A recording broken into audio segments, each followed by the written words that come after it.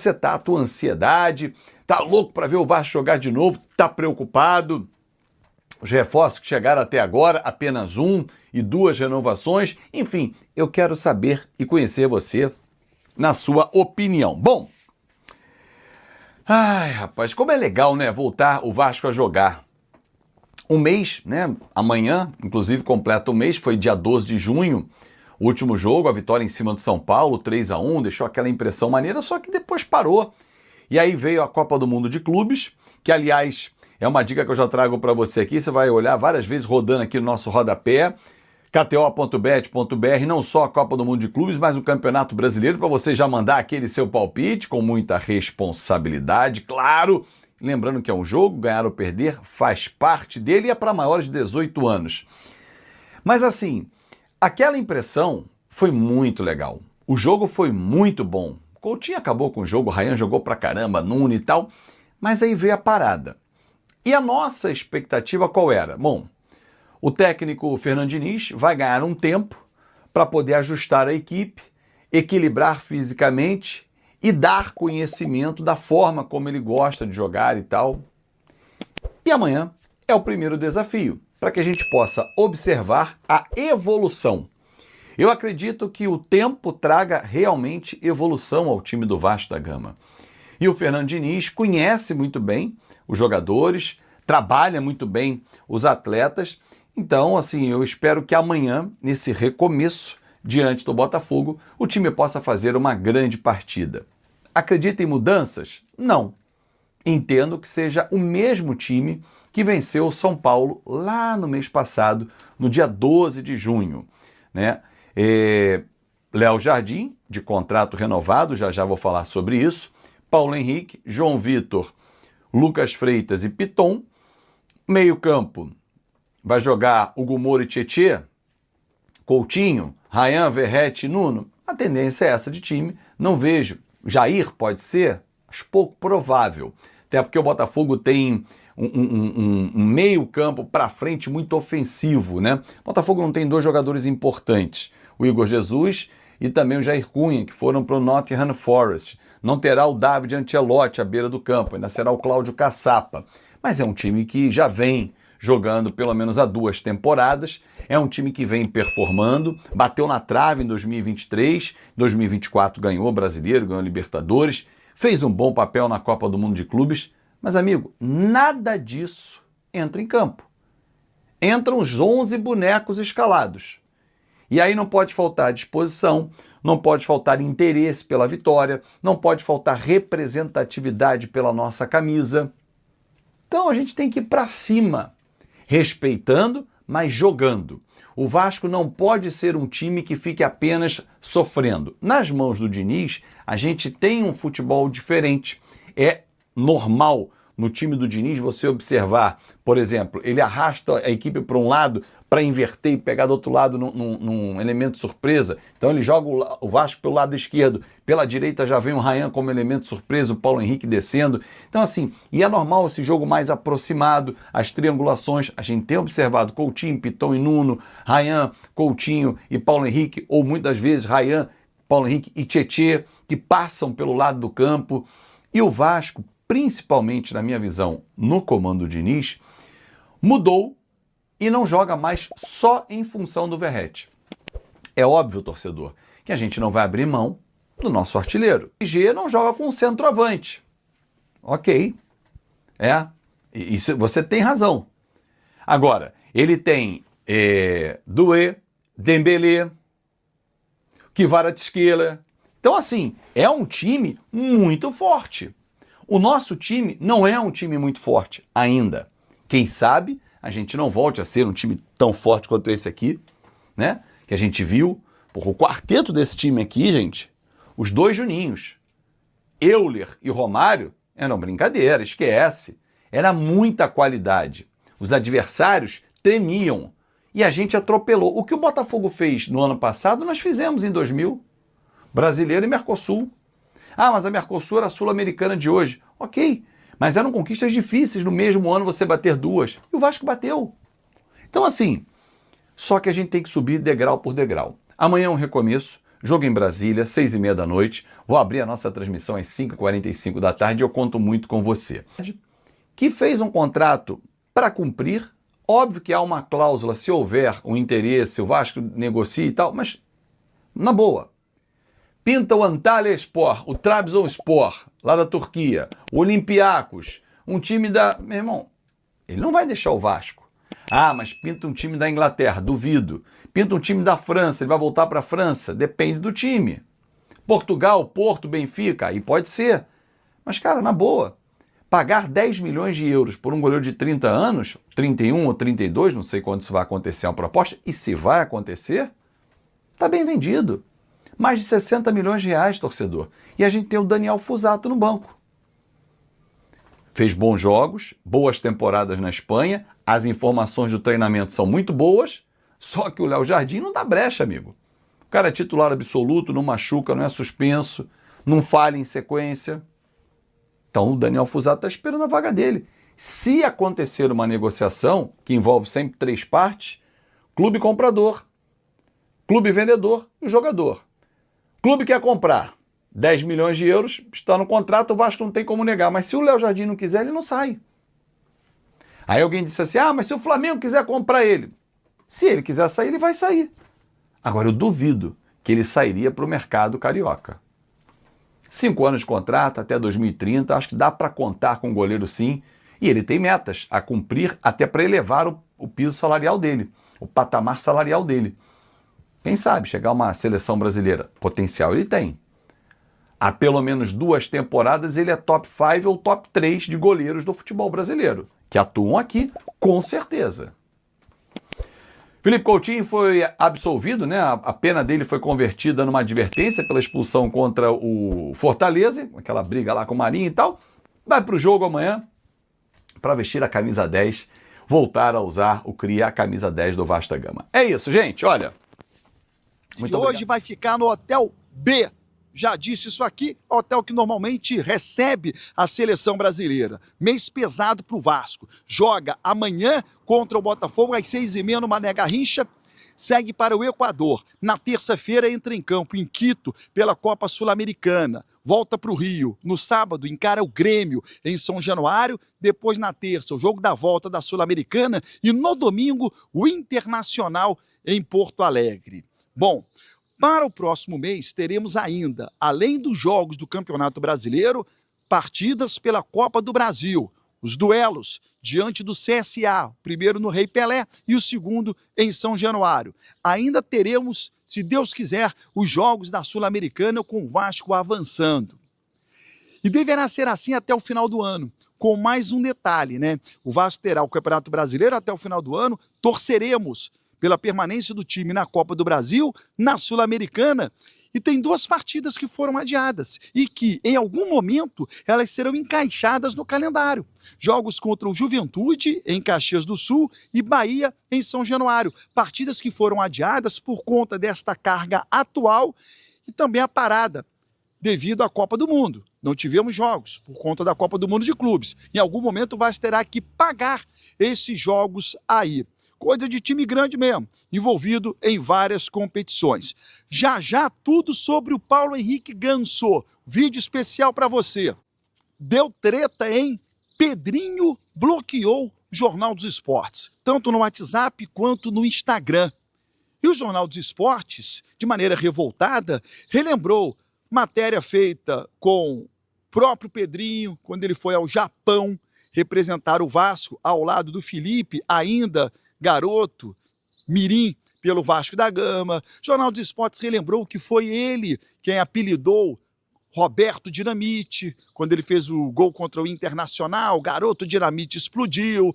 O termo resposta histórica foi dado também pelo Jornal dos Esportes. Enfim, o Jornal dos Esportes está tentando convencer Pedrinho a desbloquear tanto no Instagram quanto no WhatsApp. É um assunto polêmico. Porque muita gente diz, né? Pedrinho tem o direito de bloquear quem ele quiser, afinal de contas o número é dele, o Instagram é dele, enfim. É uma treta agora do Pedrinho com o Jornal dos Esportes. Paulo Henrique Ganso, torcedor. Guilherme Palese, o Guipa, mandou um vídeo especial revelando todos os detalhes dessa história aí. E aí, Baranzinho, coisa linda, que saudade de você, meu parceiro, época de cancelados, aqui para a área aqui. Obviamente que eu ia atender o seu chamado, o seu pedido, sobre trazer informação ao pessoal que está acompanhando aqui o seu canal, sobre a situação do Paulo Henrique Ganso, né?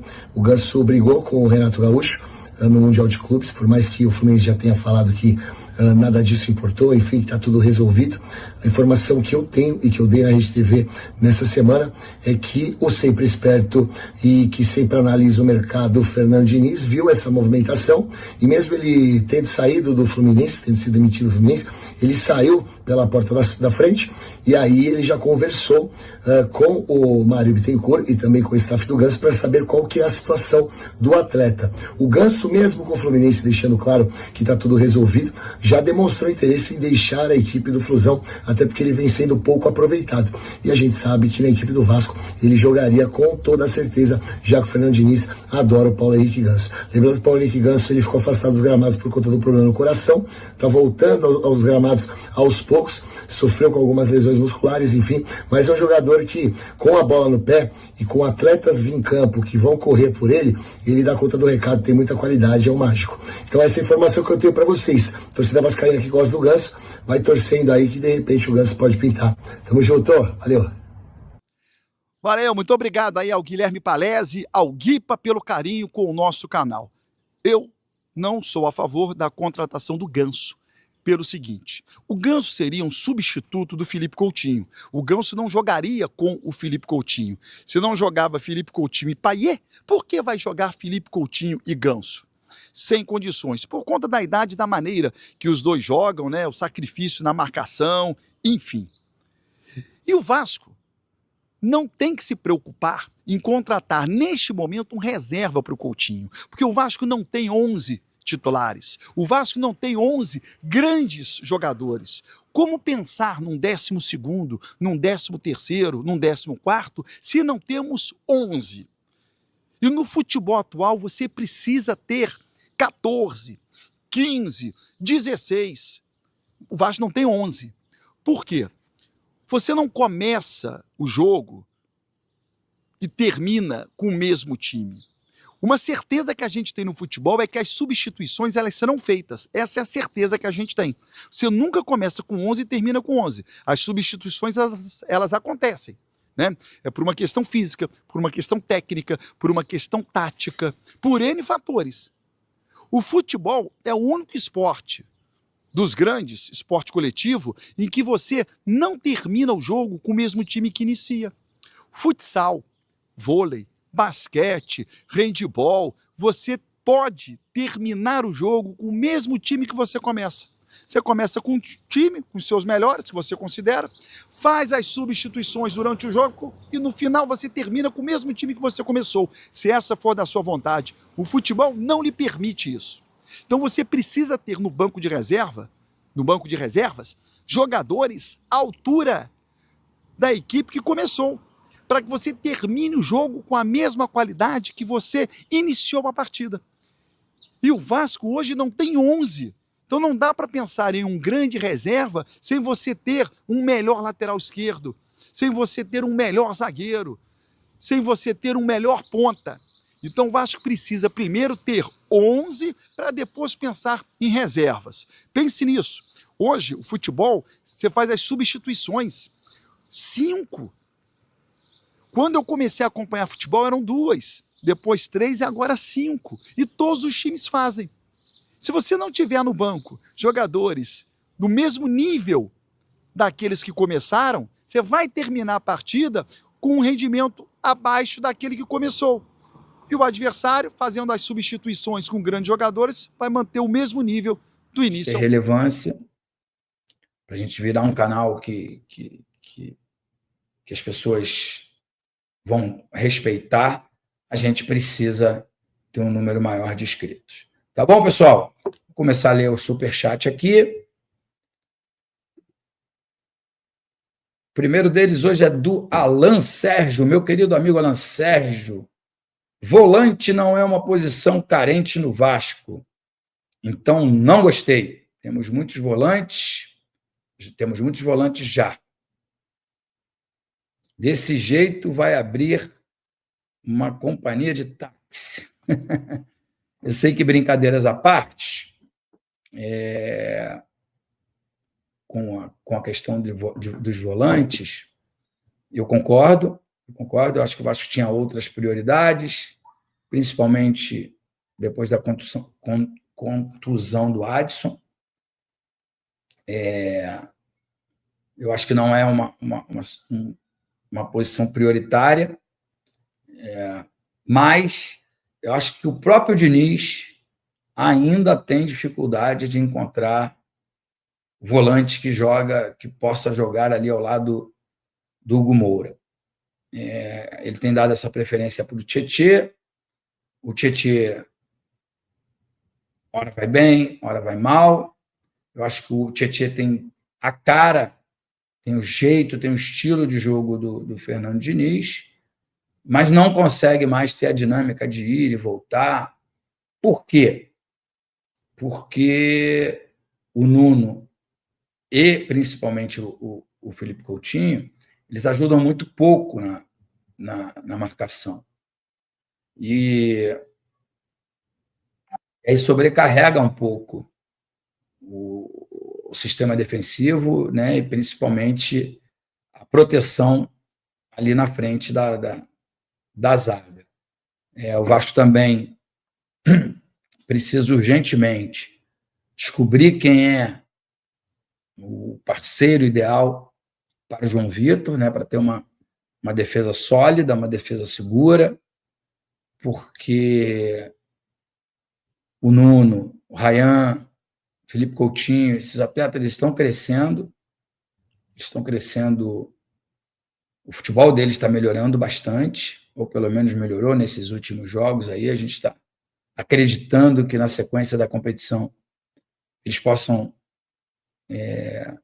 jogar muito bem e serem úteis, né? Voltar a brilhar, a fazer gols, independente se o Adson está machucado, se o David está voltando. Eu acho que nesse primeiro momento esses são os titulares. Então você precisa estar resguardado ali no sistema defensivo para poder dar a tranquilidade que os atacantes precisam lá na frente para fazer os gols e segurar os resultados que o time precisa. Acho que é de fundamental importância que o Vasco vença. Já falei isso algumas vezes, eu detesto ser repetitivo, mas às vezes eu me obrigo a ser. O Vasco corre muito risco de, se não ganhar o Botafogo, ele voltar para a zona de rebaixamento. E aí o que foi, né, 30 dias de paz, porque o Vasco foi o último time carioca vencendo o brasileiro. Sei que é brincadeira, não deveria nem fazer essa brincadeira, porque os outros 3 times carioca foram para o Mundial e lá tiveram alguns mais, outros menos o seu sucesso. Se não foi financeiro, se não foi técnico, foi financeiro. Se não foi financeiro, foi de expansão da marca, de mostrar os seus jogadores, e acho que seria muito legal se o Vasco estivesse lá também. Mas ele não estava, e por isso só ele jogou na 13ª rodada, eu acho. E por isso, com a vitória em cima do São Paulo, foi o último carioca a vencer.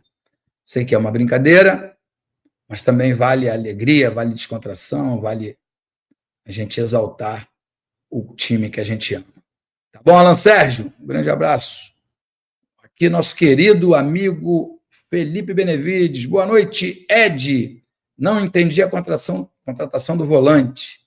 Segundo ele, não está 100%. E me preocupa o Vasco contratar jogadores fora de forma. Isso prejudica o time. Bom, Felipe, um pouquinho antes aí na minha introdução, eu falei que o Vasco não mais se comunica com com o seu torcedor, né? O presidente fala quando quer,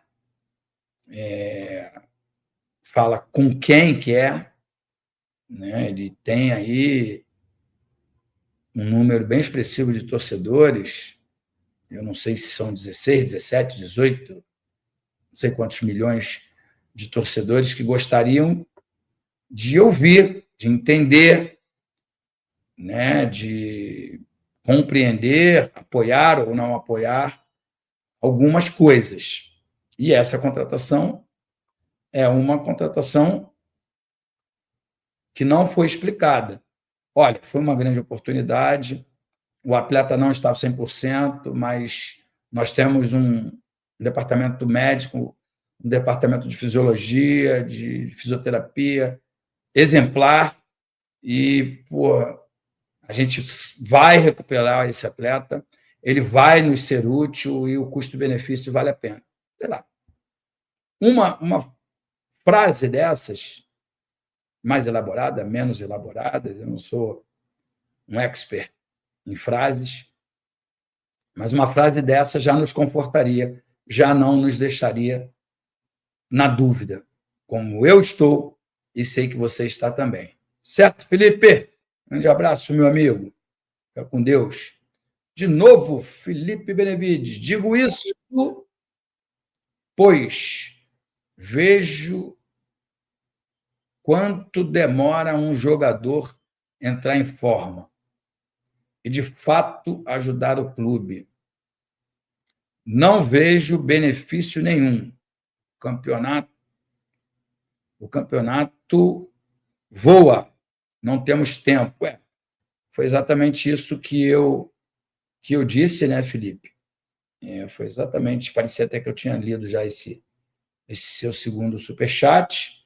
Eu acho que o clube precisa ser um pouco mais transparente com o seu torcedor. Li esses dias que o Vasco estava tentando negociar o Jean Davi, um atleta que ele pagou 10 milhões há menos de um ano atrás. O Maxime Rodrigues já deixou o clube há mais de 6 meses e ele chegou também junto com o Jean Davi. Vasco abre negociações por Thiago Moraes, do Lille. Joia portuguesa é a nova aposta de Admar Lopes.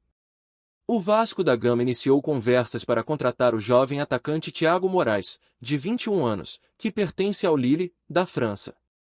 Natural de Portugal e com passagem pelas categorias de base do Boa Vista, o jogador é considerado uma aposta de futuro por Admar Lopes, diretor de futebol do clube carioca.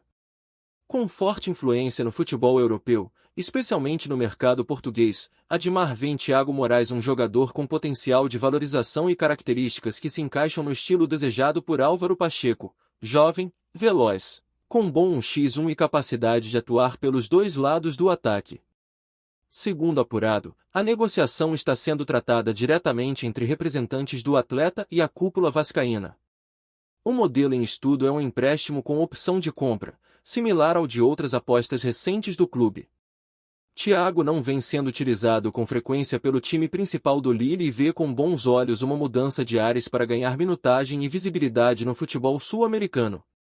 Thiago Moraes é um atacante de lado, revelado pelo Boa Vista, de Portugal, onde ganhou destaque nas divisões de base e chegou a atuar no time principal. Em 2023, foi contratado pelo Lille, da França, com status de promessa, mas ainda não teve muitas oportunidades no elenco profissional do clube francês. Ágil, canhoto e com boa capacidade de drible e aceleração, Thiago pode atuar tanto pela ponta direita quanto pela esquerda, além de flutuar por dentro.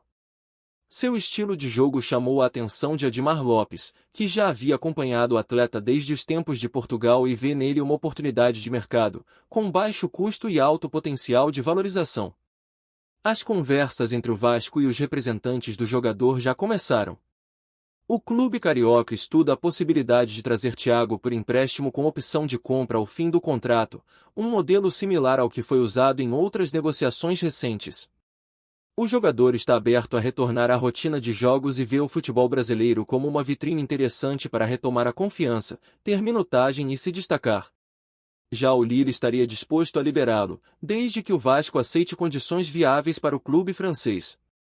A movimentação tem a assinatura direta de Admar Lopes, que tem atuado com discrição, mas intensidade, no mercado europeu, aproveitando seus bons contatos em Portugal e na França para buscar nomes jovens, técnicos e com projeção internacional.